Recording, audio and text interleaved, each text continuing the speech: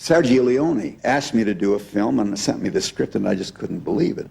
And I met him, had lunch with him, and I hadn't seen his early films, so I didn't know Sergio Leone's reputation. And he realized I hadn't seen him, so he arranged for a screening, and I saw about 3.5 hours of his early films with Clint Eastwood.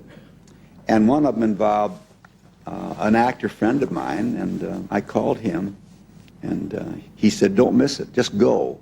To hell with the script, just go. You'll fall in love with him, he's marvelous." So I accepted.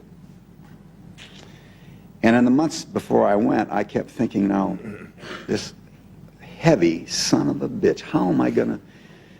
I finally went to an optometrist and had contact lenses made to make my baby blues brown. And I grew a mustache with a little divot that looked a little bit like the guy that shot Lincoln. I'm trying to look like a son of a bitch. And I arrive at the studio in Rome, and Sergio takes one look at me and says, "Off." He was buying the baby blues. He wanted, and I didn't know why until I realized.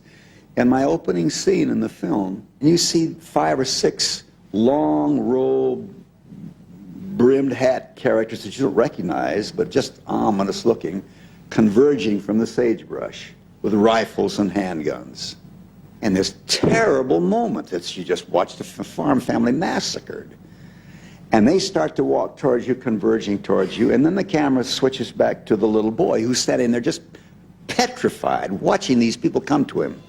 And then into the foreground of the little boy comes a figure. The camera very slowly is coming around.